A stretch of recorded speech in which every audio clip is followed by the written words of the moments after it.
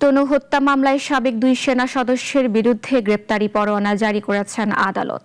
সোমবার জেলার senior judicial magistrate 1 আদালতের বিচারক মুমিনুল হক এ আদেশ দেন।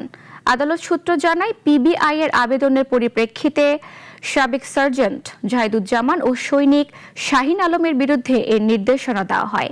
তদন্ত সংশ্লিষ্ট তথ্য অনুযায়ী তনু হত্যাকাণ্ডের সময় দুজনই কুমিল্লা সেনানিবাসে কর্মরত ছিলেন। এ মামলায় গ্রেপ্তার সাবেক সিনিয়র ওয়ারেন্ট অফিসার হাফিজুর রহমানকে আদালতে হাজির করা হলে তাকে কারাগারে পাঠানোর নির্দেশ দেওয়া হয়।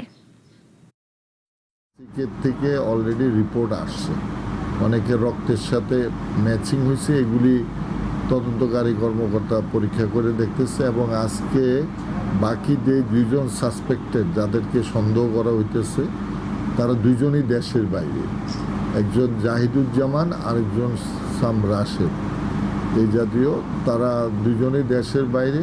আইয়ুব তাদের গ্রেপ্তারি পরোয়ানা চাইছে, তো কোর্ট ইন্টারপোলের মাধ্যমে তাদের গ্রেপ্তারি পরোয়ানা জারি করছে।